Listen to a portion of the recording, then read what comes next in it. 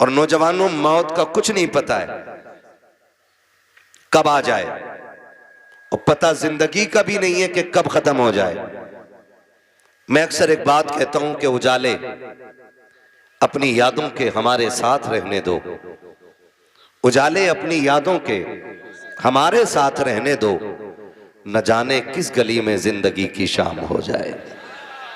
मौत कभी भी आ सकती है, तो तैयारी मुकम्मल रखनी चाहिए, और तैयारी ऐसी होनी चाहिए, ऐसी तैयारी होनी चाहिए कि जिस जगह चाहे मौत आ जाए, लेकिन लोग देख के बता दें कि इसे लावारिस ठिकानों पे ना लेके जाओ, ये जो एक अनजान जगह मर गया है, अनजान लोगों में मर गया है, ये वो है जिसका काबे वाला भी वारिस है, खुद मदीने वाला मुस्तफा भी वारिस है। ऐसा बामकसद जलसों को बनाइए ताकि हमारे जलसों से हमारी जिंदगी संवरे, हमारे जलसों से हमारे मुआशरे में सुधार पैदा हो। ये नहीं कि रात भर कूदे फांदे और सुबह किसी ने पूछा रात कैसा रहा भाई जलसा, बोले मजा आ गया। सुना क्या सुना था जलसे में कि ये याद नहीं रहा। इस तरह के जलसों से कोई फायदा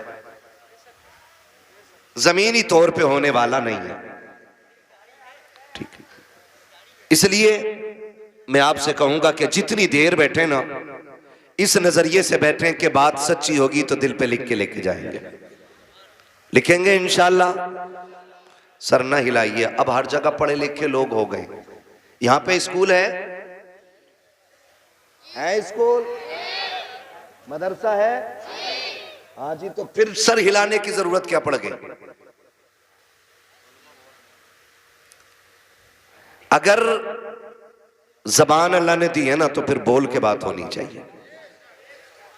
लिखेंगे इंशाल्लाह बातें दिल पे, और कड़वी लग जाए तो मेरी मुझे वापस कर जाना, मैं अपनी बात वापस ले लूंगा। क्या खो गया भाई, तलाश करा दो जाओ। फिर मैं वहीं से सफर का आगाज करूं। वो जो न थे, साथ दें और बोलें जरा सामने वाले, वो जो न थे। देखो आप बैठे हो ना, इसलिए आराम से बैठे हो कि आपको दिक्कत नहीं है, इसलिए बोल भी नहीं रहे हो, पुरसुकून हो। अगर आपको बोलना नहीं है ना, तो आप पीछे हट जाइए। जो लोग पीछे खड़े हैं ना, मैं उन्हें आगे बैठा लूं। आराम की कदर वही जानता जो मुसीबतें उठाए हुए होता है ना। तो फिर बेदारी पैदा करें, मेरे साथ दें और बोलें, वो जो न थे, वो जो न हो, जान है वो जहान की। इतना अच्छा तुम लोगों ने वाकई पढ़ा है बच्चों। मैं सोच रहा था कि ये बच्चे वो हैं जो अक्सर नात सुनते हैं, ऐसा ही है ना, नात सुनते हैं ना, तभी तो नात याद थी। अल्लाह इन बच्चों के माँ बाप को सलामत रखे, जिन्होंने अपने बच्चों की परवरिश इस तरह की है कि वो हुजूर की नात बराबर पढ़ना जानते हैं। खुदा आप लोगों की उम्रों में बरकत अता करे, आपके माँ बाप की उम्र में बरकत अता करे। कुल कायनात हुजूर के सदक़े में बनाई गई है। अगर हुजूर ना होते तो कुछ नहीं होता। ये सांसें, धड़कनें, आंखें, दिमाग की रफ्तार, वजूद, ताकत सारी हुजूर के सदक़े में। आला हज़रत फरमाते हैं, ज़मीन व ज़मा, मकीन व मकां, चुनीन व चुना, बने दो जहां, दहन में ज़बा, बदन में है जां, हम आए यहाँ, उठे भी वहां, सबा वो चले कि बाग फले, वो फूल खिले कि दिन हो भले, लिवा के तले सना में खुले, रजा की ज़बां, रजा की ज़बां तुम्हारे लिए। हुजूर आए तो कायनात मुस्कुराने लगी, हुजूर आए तो जीने का उसूल मिला, हुजूर आए तो बेटियों को जीने का हक मिला। हुजूर की विलादत का महीना चल रहा है, हर तरफ झंडे ही झंडे नजर आ रहे हैं, हर तरफ रोशनी रोशनी नजर आ रही है। मैं तो कहता हूं कि जब हम लोग सफर करते हैं ना, और किसी गांव की मस्जिद के मीनार पे झंडा नजर आता है ना, तो ऐसा लगता है ये गांव हुजूर के आशिकों का गांव है। और जहां मस्जिदें होती हैं लेकिन झंडा नहीं होता ना, तो हम समझ जाते हैं कि ये इब्लीस के औलाद की गांव मस्जिद। समझ रहे ना, बातें होती हैं, लोग बातें करते हैं कि जी झंडे क्यों, दुपट्टे ही बना देते, कपड़ा जितना झंडे में लगाया इतना दुपट्टे में लगा देते। हम तो खुल के कहते हैं तू गरीब बच्चियों की लिस्ट लेके आ, खुदा की कसम हम सुन्नी बरेली वाले लोग हैं, हम झंडे भी बराबर लगाएंगे, दुपट्टे भी बराबर बांट के दिखाएंगे, है ना। खाली मुस्कुरा रहे, बोल दो सुभान अल्लाह भाई। हाँ जी, हाँ, घुटने छोड़ दो, इस उम्र में घुटने पकड़ोगे, बुढ़ापे में कौन तुम्हें पकड़ेगा। अल्लाह सलामत रखे। 3 बजे तक पबजी खेल लिया और 11 बजे पैर सीधे नहीं पड़ रहे। हाँ, 11 बजे तक पैर सीधे नहीं पड़ रहे।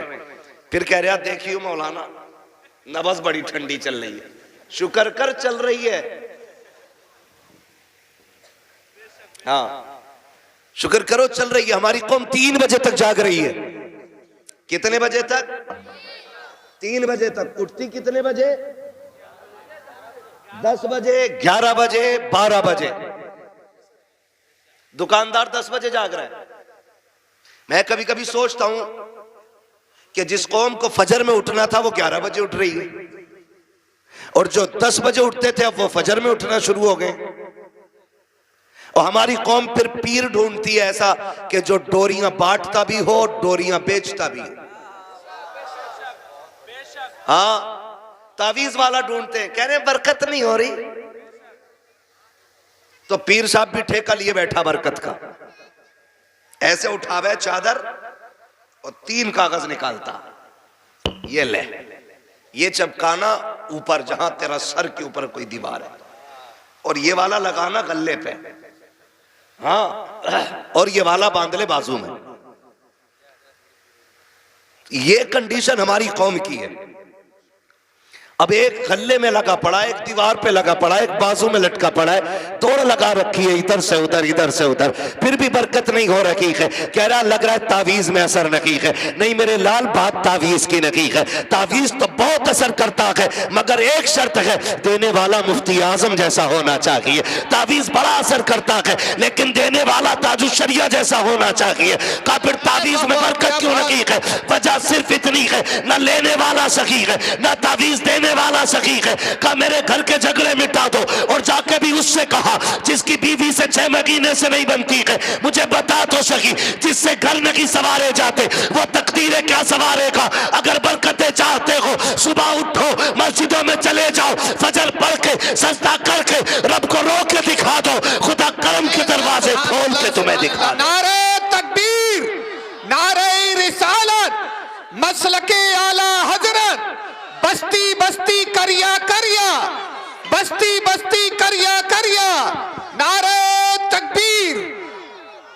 भाई साउंड को ऐसा कर दो, मैं तेज हूं तो इसका गला ना घुटे, या तो इसमें करंट पूरा नहीं आ रहा है जो ये मेरी आवाज से बैठने लग रहा है। हाँ,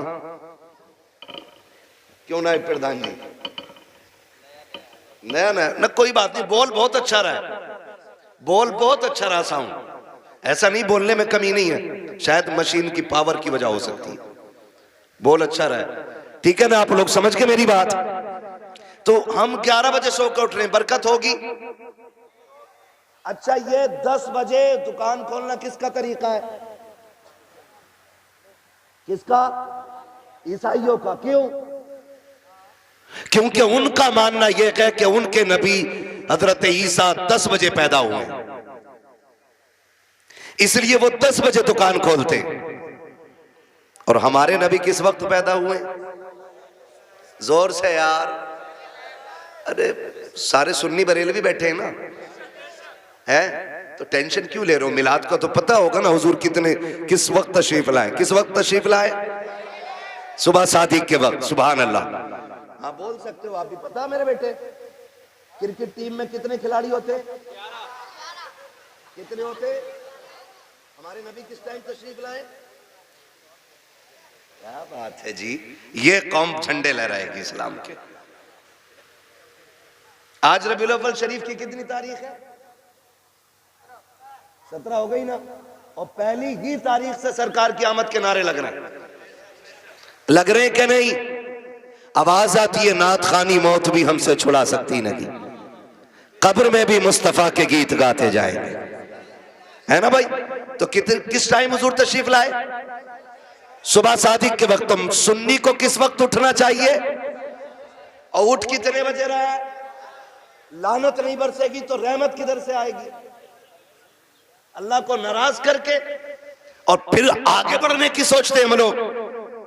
सुन, फजर पढ़, सजदे करके रब को रोके दिखा। अल्लाह राजी हो गया ना तो किसी डोरी की जरूरत नहीं है, और रब नाराज है ना तो तावीज नहीं, पूरा पीर गले में लटका लेना। पीर भी फाके से मरेगा, मुरीद भी फाके से मरेगा। रोजी कौन देता है? रोजी कौन देता है? बोलो जोर से, रोजी कौन देता है? रज़्ज़ाक़ कौन है? क्यों भूल जाते हो यार? रज़्ज़ाक़ कौन है? जब अल्लाह रज़्ज़ाक़ है, उसे कितना राजी किया हमने? किसी बच्चे से पूछो क्या बजे उठा के? 11 बजे। क्यों? तेरे अब्बा ने नहीं उठाया? कि अब्बा 12 बजे उठे थे। हाँ, तेरे अब्बा क्या कर रहे थे? कि यह है कि मैं थोड़ा कम खेलता हूं पबजी, अब्बा थोड़ी देर ज्यादा खेलते हैं। ये कंडीशन हमारे घरों की है। हम अपने इन रवैयों को दुरुस्त करें। नौजवानों, सोया भी जल्दी करो, उठा भी जल्दी करो। और मैं तो ये कहना चाहता हूं कि जलसे भी ऐसे वक्त पे मुकम्मल कर लो कि एक नींद निकाल के फजर की नमाज मिल जाया करे, वरना कोई नतीजा नहीं है। 3 बजे तक भाई नारे लगते रहे, नाचते रहे बैठ करके, और फजर में टांगे फैला के सोते रहे। इससे कोई नतीजा नहीं है। मजा तब है कि आप 1 बजे जलसा मुकम्मल कर लो और उठ के फजर पढ़ के हलाल रोजी तलाश करने निकल जाओ। खुदा की कसम, काबे वाला भी राजी हो जाएगा, मदीने वाला भी राजी हो जाएगा। पीर मैंने बहुत देखे, बहुत पीर देखे। मैंने एक पीर ताजुश शरिया जैसा भी देखा है। मैं आपको बताऊं, रिस्क हलाल बड़ी चीज है। रिस्क हलाल बड़ी चीज है। जब जायज तरीके से पैसा नहीं कमा पाते लोग ना, तो फिर हराम की तरफ जाने लगते हैं। किधर जाते हैं फिर? हराम की तरफ। आजकल तो ऑनलाइन भी जुआ खेला जाता है। सट्टा लगता है क्या ऑनलाइन? वो कोई माई ड्रीम 11 ये एक किस्म का, ये भी एक जुआ है। नौजवान सुबह से शाम तक लगे रहते हैं। कोई किसी पे इशारा मत करो भाई, कहीं ना कहीं कमियां सब में। किसी को खास न करो। मैं तो अपने सारे भाइयों को बस आगाह कर रहा हूं अपनी राय से, ताकि समझ में बातें आ जाएं। बस थोड़ी सी करने लगा। अगर हलाल तरीके से हम नहीं कमा पाते ना, तो फिर शॉर्टकट के लिए हराम रास्ता लेते हैं। और जब रिस्क हराम होता है ना, तो फिर नस्लें बर्बाद हो जाया करती हैं। जब हराम रिस्क होता है तो नस्लें बर्बाद हो जाती हैं। कैसे? खेती कितने लोग करते हैं? जरा हाथ उठा के बताते हैं मुझे। खेती, किसानी। अच्छा, 2 ही किसान बैठे हैं, बाकी सब जमीन से अलग है। खेती खेती खेती, जमीन किस किस के पास है? एनआरसी होने वाला है, कागज तैयार रखना। जमीन सबके पास है ना? तो फिर हाथ उठा के बताएं कितने लोग खेती करते हैं? हाँ जी, करते हैं ना इतने लोग। अब ये मेरा साथ देंगे। फसल खड़ी हो और गलत दवा डाल दो तो फसल बचेगी? बोलो। अगर गलत दवा से फसल खराब हो जाती है ना, तो याद रखो गलत रोजी से नस्ल खराब हो जाती है। जिस तरह गलत दवा से फसल खराब होती है, उसी तरह गलत रिस्क से, गलत खाने से नस्ल खराब हो जाती है। नस्ल कैसे खराब होती है? नंबर 1, बेटियां फर्माबरदार नहीं रहती। नंबर 2, औलाद में न बेटे माँ बाप की इज्जत करते हैं और न बेटियां। फिर बेटा जूती लेके खड़ा होता बाप के मुंह पे, फिर बाप कहता जी संभालो मेरे बेटे को। मौलाना 6 साल का हो गया है, 8 साल का हो गया है, ये देखो गालियां देता है हमें। मैं कहता हूं मेरे दोस्त, ये जिम्मेदारी मौलवी की नहीं कि तेरे बेटे को संवारेगा। बाप की जिम्मेदारी होती है कि औलाद को संवारे। और औलाद कैसे संवारी जाती है? बुजुर्गों की सीरत पढ़ा करें तो पता चलता है। खुदा की कसम खा के कहता हूं, जब रोटियां बनाने वाली माँ दुरूद पढ़ के रोटी बनाती है ना, तो फिर बेटा अख्तर रजा था जो शरिया बना करता है। रोटियों का भी बड़ा असर होता है, लेकिन दुरूद तो बड़ी बात है। आज बहन के सर पे दुपट्टा ही नहीं, आटा गूंद रही है, दुपट्टा ही नहीं है, चूल्हे पे खाना बन रहा है। और जिस खाने को बगैर दुपट्टे के बनाया जाता है ना, फिर उस खाने से बरकतें उड़ जाया करती है। कहीं ना कहीं हम सब में कमी है। कोशिश ये करें हम कि अपने रवैये बदलें। पहली बात तो यह है, जल्दी सोएंगे और जोर से जल्दी सोएंगे और जल्दी उठेंगे। गांव के जिम्मेदारों पर यह लाजिम है कि गांव की कोई दुकान आपकी 9 बजे के बाद खुलती है तो बंद कराइए उसे। कोई बुरा ना माने कि मेरी दुकान बंद करा रहा है। अगर कोई भी चाय की दुकान ज्यादा खुल रही है, बंद कराइए। ये जमीनी तौर पे काम करना जरूरी है, वरना हमारी नस्ल को मिटने से कोई नहीं बचा सकता है, बर्बादी से कोई नहीं बचा सकता है। आप अपनी दुकानों को, देर तक खुलने वाली दुकानों को बंद करो, और वो दुकानें जो देर से खुलती हैं उन्हें जल्दी खुलवाइए। मैं तुम्हें बताऊं, मुसलमान को सुबह सादिक का वक्त दिया गया है। अगर मुसलमान सुबह सादिक में उठ के दुकान खोले ना, जब तक गैर आके 10 बजे दुकान खोलेंगे, अल्लाह 10 बजे तक मोमिन के रिज्क का इंतजाम फरमा देगा। लेकिन अकीदे पक्के होने चाहिए। हुजूर किस वक्त तशरीफ लाए? जोर से किस वक्त? तो किस वक्त उठना चाहिए? सुबह सादिक के वक्त उठ जाना चाहिए। फिर फजर पढ़नी है, फिर हुजूर पे दुरूद पढ़ना है, फिर जाके दुकान खोलो। देखो रब रोजी देता है कि नहीं। अल्लाह इतनी रोजी देगा कि नस्लों से सवारी नहीं जाएगी। हुजूर किस तारीख में तशरीफ लाए? हुजूर आए तो बेटियों को शऊर मिला। हुजूर आए तो वो बेटियां जो जिंदा दरगोर की जाती थी, अल्लाह ने उन बेटियों को जीने का हक अता किया। मैं गुजारिश करना चाहता हूं एक एक बेटी से, और मेरा तो चैलेंज रहता है, जिन्हें झंडों से चिढ़ है ना, मैं कहता हूं सुने, झंडा क्यों नहीं लगाते? का शिर्क है, बिदअत है।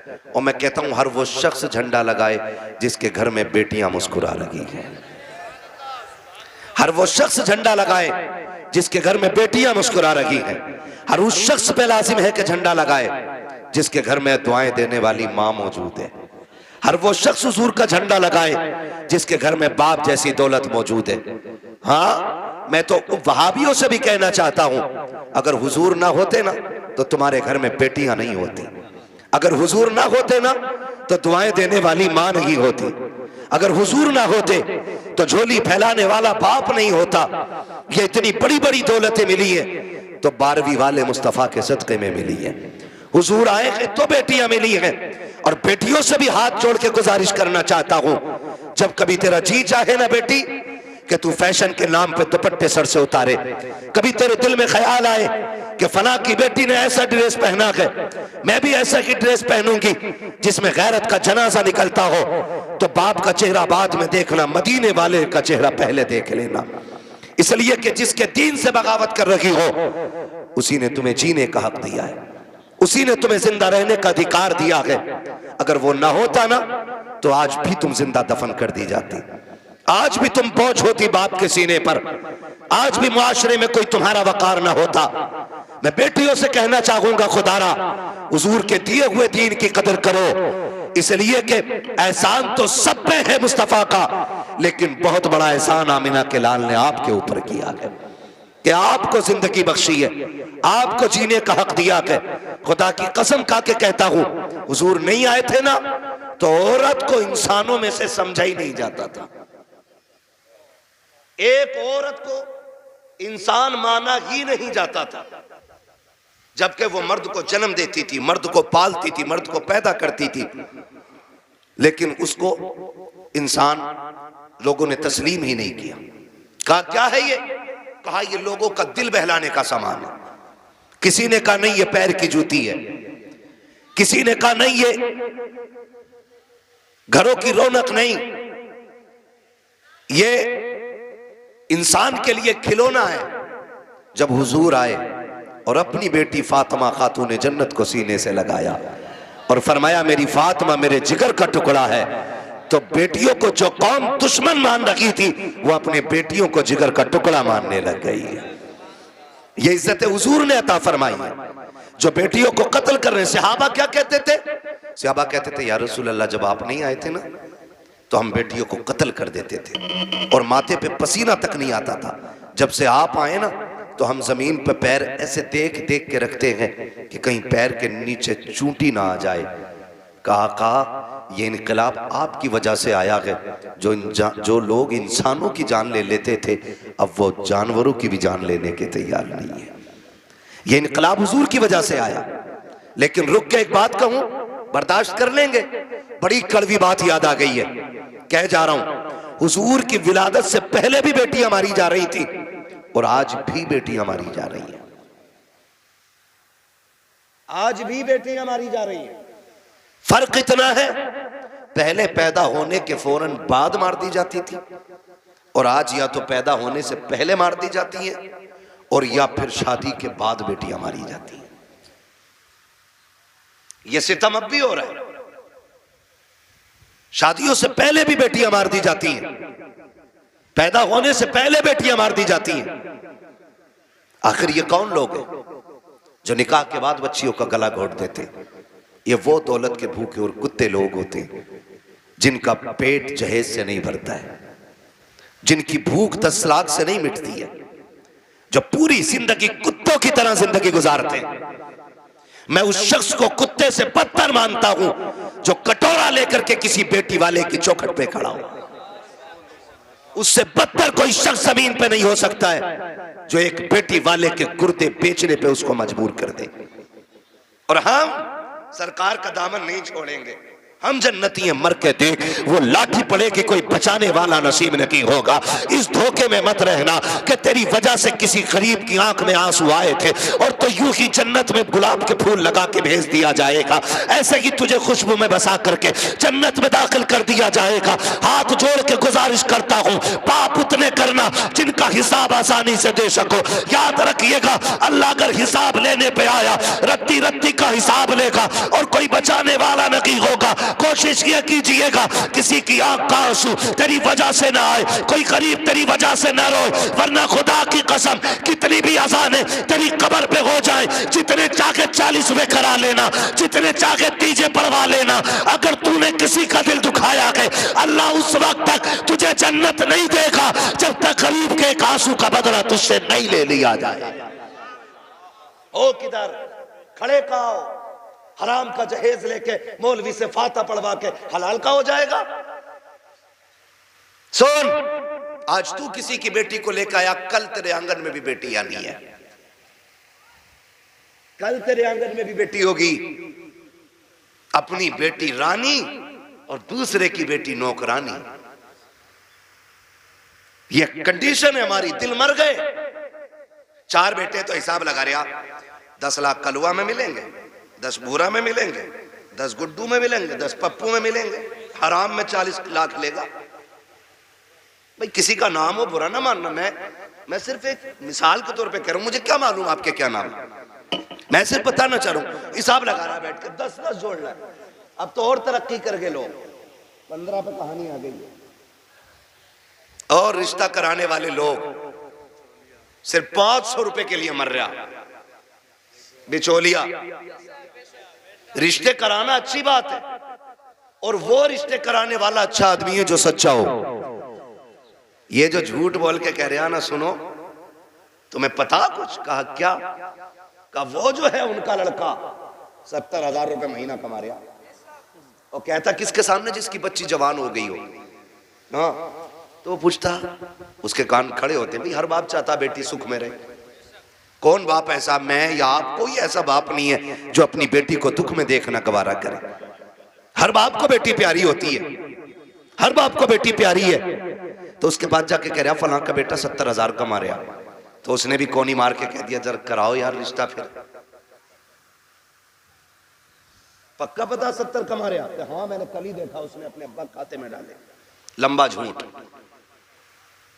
कह रहा मगर यार करा तो दूं रिश्ता, अच्छा बात करूंगा। इसके भाव बढ़ते हैं। कह रहा अच्छा बात करूंगा। 2 दिन बाद आके कह रहा रिश्ता तो हो जाएगा। लेकिन बता मैं यार, लौंडे की कमाई बढ़ी है ना, तो इसलिए वो उनकी सोच रहे हैं कि रिश्ता बराबरी का मिल जाए। अब बेटी वाला समझ जाता बराबरी का मतलब यह है कि ये हराम का खाना चाह रहा। कह रहा क्या मतलब का, क्या दे दोगे तुम? क्यों? वो लड़की वाला कहता 70 कमा रहा तो 15 दे देंगे। कह रहा लो 15 तो उसको फला गांव से मिल लेते, उन्होंने 15 पे काम आनी है, और बढ़ाओ कुछ।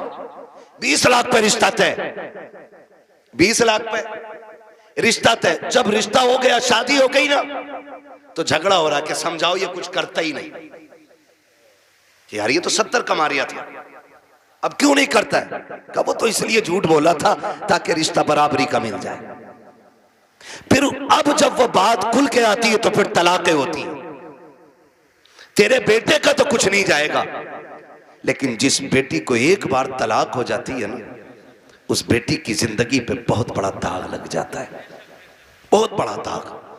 और बेटियों की इज्जत इतनी नाजुक होती है, तलाक तो अलग साहिब, छोड़ना तो अलग की बात है। अगर लड़की को देखने वाले आकर के एक बार जाकर के ये कहते लड़की पसंद नहीं आई है, तब लोग उस लड़की में कीड़े पैदा करना शुरू कर देते हैं। कोई कहता है कि चलन अच्छा नहीं होगा, कोई कहता है कि बच्ची का घरवार अच्छा नहीं होगा, कोई कहता है कैरेक्टर अच्छा नहीं होगा, कोई कहता नहीं नहीं नाक नक्शे की कमी रह गई होगी, कोई कहता देने के लायक नहीं है। इतनी बातें लड़की में पैदा की जाती है। और तुम्हें खुदा का वास्ता है, मिलाद वाले मुस्तफा का वास्ता हाथ जोड़ के कहता हूं, जब बेटियों की रिश्ते की बारी आया करे तो शद्दाद हमान न बना करो, नमरूद फिरौन न बना करो, दुनिया में हाकिम न बना करो। अगर बेटी की चाहिए आपको तो किसी पे जबरन बेटी ना लो, दौलत के साथ बेटी ना लो, बल्कि झोली फैलाओ, भिखारी बन जाओ और के खुदा के वास्ते बेटी दे करके हमारी नस्लों को इज्जतें दे दे। खुदा की कसम, जब बेटियां ऐसे आती हैं तो फिर नस्लों में खालिद बिन वलीद जैसे लाल पैदा होते हैं। लेकिन ऐसे मांगे कौन? बारात भी तो लेके जाएगा। कितनी बारात चल रही है भाई? हाँ, जब निकाह इमाम पढ़ा देना तो कहते इमाम साहब कितने पैसे हो गए? इमाम साहब ने कह दिए 5,000। गरीब इलाका होगा यार, छोटा।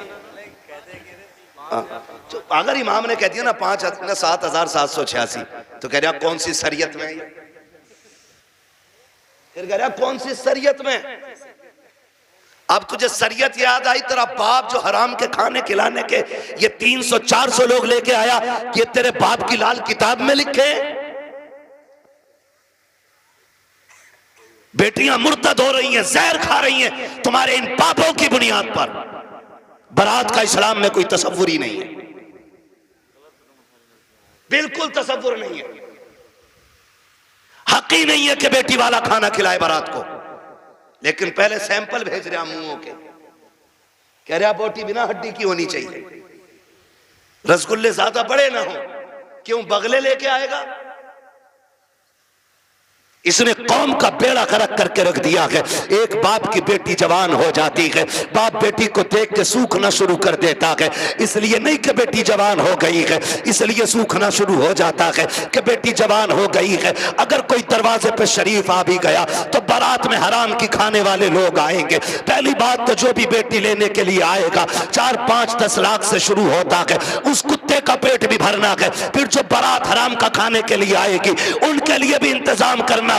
हद तो तब हो जाती है जब 400 बाराती खाने के लिए बैठे हो और लड़के का बाप बगल में परस दबा करके बारात के टेबलों पे चक्कर लगा के पूछता है नमक ठीक है कि नहीं, मिर्च ठीक है कि नहीं, कोई कमी तो नहीं रह गई है। पूछना तो ये लड़की वालों को चाहिए था, ये क्यों पूछ रहा कि दयूस की औलाद, इसको हक किसने दिया है कि ये खाने की कमी पता करे? और कितने बेगैरत होते हैं, उसके बावजूद भी उठ के कहते हैं नहीं जी बात तो ठीक है, खाना भी सही है, लेकिन नमक ज्यादा कर दिया गया है, मिर्च तेज कर दी गई है और बेगैरत नाक तक खा चुका है, तो खाने में ऐब निकाल क्यों रखा है? पहली बात तो ये है लड़के वालों को हक नहीं है कि वो बारात के खाने के बारे में पूछे और फिर ये कहे खाना कैसा है। सुन बेगैरत सुन, जब तुझे लगे कि तेरी बारात हराम के लुकमे तोड़ लगी है तो कोने में झांक के देखना, उसी पिंडाल के किसी कोने में लड़की का बाप सहमा हुआ होगा, गर्दन झुकी होगी, बगल में हाथ होंगे, आंखों में नमी होगी, कभी बारात देखता होगा, कभी आसमान को देखता होगा,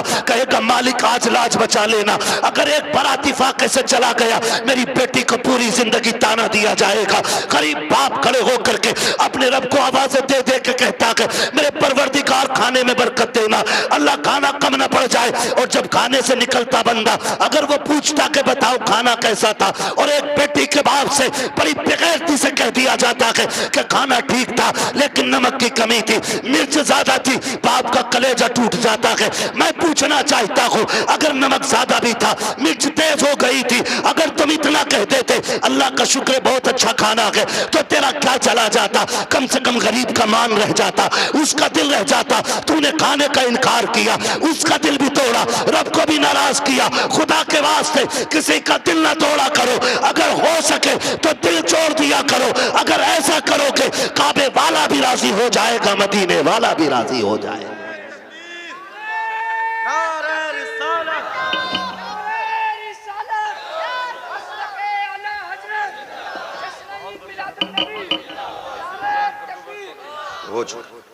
तवज्जो है सारे लोगों की? जरा कह दे या रसूल अल्लाह। खाली जलसे करने से कुछ नहीं होने वाला। तुम्हारी बेटियां मुर्तद हो जाएं, भाग जाएं गैर के साथ, और तू तस्वीर लेके बैठा रहे, इस्लाम इसकी इजाजत नहीं देता है। इस्लाम इसकी इजाजत नहीं देता है। हर वो रास्ता बंद करो जो हमारी बेटियों को मुर्तद होने पे मजबूर कर रहा है। फला की गई है, हमारी थोड़ी गई ना, एक की गई तो सबकी चली गई। हो कहां पे? तुम्हें पता है, सोशल मीडिया चेक करो, लड़कियों से कलमा पढ़वाते वो मुसलमान थी, प्रूफ क्या है? सूरह इखलास पढ़ रही है बच्ची, तो बताना मकसद ये नहीं होता है कि अब्दुल रशीद की बेटी है देखो कलमा पढ़ रही है। वो ये बताना चाहते हैं मोहम्मद अरबी की दीन का कलमा पढ़ने वाली हमारे धर्म में आई है। हिसाब देना पड़ेगा कयामत में इसका, कि तेरे दरवाजे पे दौलत रख के घुन गई और गरीब की बेटी मजहब छोड़ के चली गई। तूने दीन के लिए क्या किया था? ऐसे लोगों की दौलत को अल्लाह सांप बना के गले में डालेगा, और तब कोई पीर बचाने नहीं आएगा। लिखो मेरी बात, तेरे किए का तुझी को भरना है। रस्में बना लिए, अब्बा दफन हो रहा, बेटा कब्र पे खड़े हो कह रहा मेरे अब्बा की गलती हो तो माफ कर देना। क्यों? तू कौन होता माफी मांगने वाला? गलती बाप ने की थी, माफी बाप को मांगनी चाहिए। अल्लाह कहता मुंह बंद कर, किताब बंद हो गई उसकी गलतियों का हिसाब उसे देना, अब तुझे नहीं। आने दे, इस दिन का मेरा ऐलान था, कब्र में लिटा के इतना तोड़ूंगा कोई बचाने वाला नहीं मिलेगा। आज आ गया है वो दिन। मेरे बाप की गलती माफ कर देना। थप्पड़ तेरे बाप ने मारा था गरीब के, तूने नहीं मारा था। कमजोर को जलील तेरे बाप ने किया था, तूने नहीं किया था। माफी तेरे बाप को मांगनी चाहिए थी। रस्में बना लिए, खाली रस्में। यही मर्दों के हाल है, और औरतें भी कम थोड़ी है। मर जा तो उसके कपड़े नोच लेती है। हाय जी माफ कर जाओ, हाय जी माफ कर जाओ, अब कुछ नहीं होने वाला। जीते जी एक दूसरे से माफियां मांग लो, जीते जी एक दूसरे से अपनी गलतियों का निपटारा कर लो, वरना कोई बचाने वाला नसीब नहीं होगा, कोई बचाने वाला नहीं मिलेगा। इसलिए कि हुकूकुल इबाद का मामला बड़ा सख्त है, बड़ा सख्त है। अपनी सी कोशिश तो करो यार। आका फरमाते तू अपनी सी कोशिश कर, फिर जहां नहीं बनेगी वहां बात बनाने के लिए मैं आ जाऊंगा।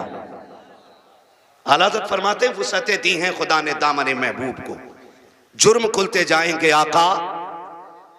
आका मैं फ्री में जन्नत नहीं बांट सकता, माफ कीजिएगा। अगर फ्री की जन्नत के लिए बैठे हो तो मेरी जन्नत नहीं, जन्नत हसनैन के नाना की है। जन्नत उसे मिलेगी जिसे हुजूर चाहेंगे, लेकिन हम अपने आप को बदलें। कितने लोग जन्नत में जाना चाहते हैं? नौजवान बताएं। नौजवानों को मैंने हाथ उठवाए। जिनके निकाह हो गए वो हाथ नीचे कर ले, जिनके नहीं हुए वो हाथ ऊपर रखे। जिनके नहीं हुए ठीक है ना, अब हाथ नीचे कर लो आप। इतने लोग यहां बैठे, बताओ जन्नत में जाना चाहते हैं कि नहीं हम लोग?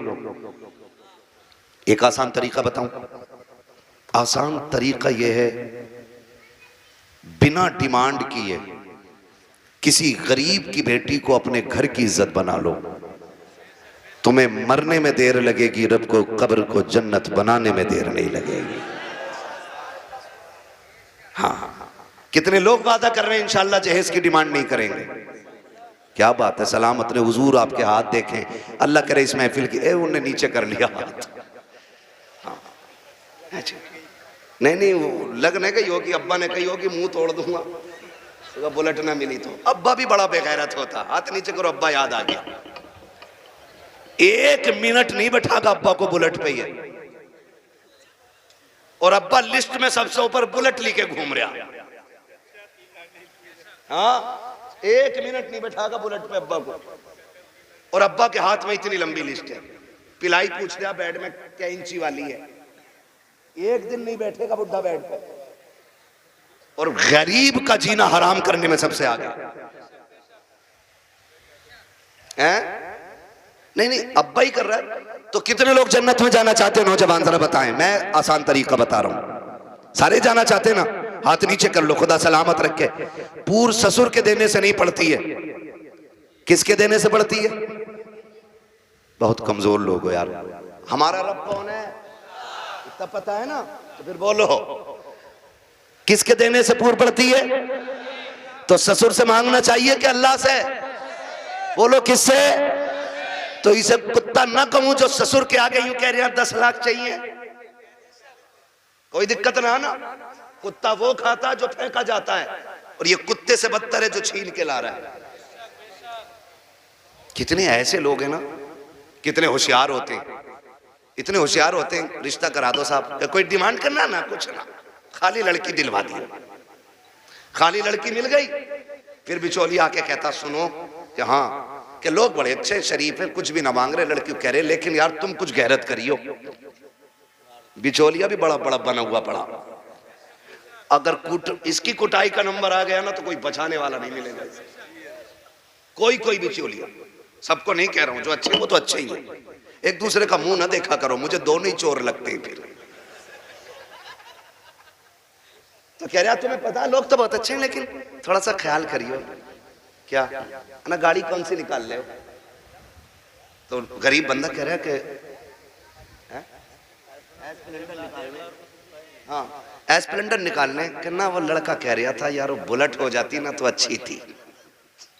ऐसे भीख मांग रहा, कैसे फेर डाल के भीख मांग रहा है। जो दरवाजे पे आके कहता भीख मांगता, वो भी कहता खुदा तेरी नस्लों को आबाद रखे, तेरी औलाद सलामत रहे, तेरी नस्लें बरकत होती रहे। हैं? भीख मांगने वाला भी ये कह रहा, और ये डायरेक्ट कह रहा ना बुलेट हो जाती तो अच्छी थी। लड़के का मन जो है ना थोड़ा बुलेट को हो रहा, और तुम पे ना हो पैसे तो हमसे ले लो। तो लड़की वाला गैरत करके कहता ना यार हम ही डाल देंगे। इसका काम सीधा बुलेट करवा दी एक बार में।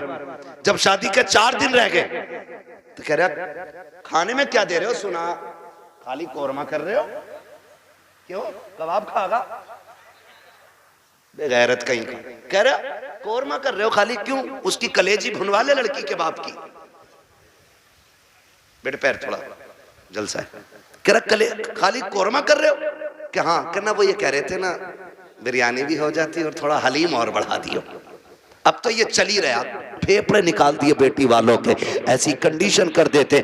अभी कुछ दिन पहले की बात थी, एक न्यूज शाये की गई, एक बाप ने बेटी की शादी से 4 दिन पहले फांसी लगा ली। क्यों फांसी लगाई? तारीख का ये बाप इस दौर के कलंक बन करके माथे पे चमकता रखेगा, सिर्फ इसलिए कि जब बेटी के निकाह के 3 दिन बाकी रह गए थे तब ससुराल वालों ने लिस्ट बनाकर जहेज की भेजी। उसमें महंगे महंगे सामान भी थे। गरीब बाप जब शाम को घर पे आया, खाने के लिए बैठा तो लुक़्मे हलक से नहीं उतरे। बेटी बेटी होती है, समझ गई। अब्बा बात क्या है, क्यों नहीं खा रखे हो? कहा बेटी कुछ नहीं है। अल्लाह अकबर। बेटी कहती है अब्बा मेरी वजह तो नहीं है? कहा नहीं बेटी तेरी कोई वजह नहीं है। तारीख गवाह है कि वो बाप जो दिन भर ठेला लगाता था, जिसको बाप की बेटे की रुखसती करनी थी, उस बाप ने रात के सन्नाटे में फांसी लगा करके अपनी मौत को गले लगाया। अगले दिन लाश जब उतारी गई, जेब के अंदर से कागज मिला, उसमें लिखा हुआ था मेरे रिश्तेदारों मैं इस लायक नहीं हूं कि तुम्हारी खुशी पूरी कर सकूं, और बेटी को नाकामी का चेहरा नहीं दिखा सकता था, इसलिए मैं दुनिया छोड़ के जा रहा हूं। अगर मेरी लाश तुम्हारे काम आ जाए तो इससे फायदा उठा लेना। तुम्हें खुदा का वास्ता इन हालात में बेटी वालों को मत लाओ। कैसे मौतें हो, अगर ऐसे मौतें होंगी तो ना कोई यहां बचाने वाला मिलेगा ना वहां बचाने वाला मिलेगा। आसान करो शादियों को, करेंगे इंशाल्लाह। आसान करेंगे। कितने लोग जहेज नहीं मांगेंगे वो हाथ उठा के बता दें। वो बुढ़े भी हाथ उठाते जिन्हें बेटों के लिए नहीं लेना, हाथ देखो कौन नहीं उठा रहा है। नहीं सारे उठाएं एक साथ। जवान भी जिन्हें, सुनो पहले समझ लो, पहले समझ लो सही से। हाँ, वो जवान हाथ उठा के वादा करें जिनकी शादी नहीं हुई है कि हम जहेज मांगेंगे नहीं।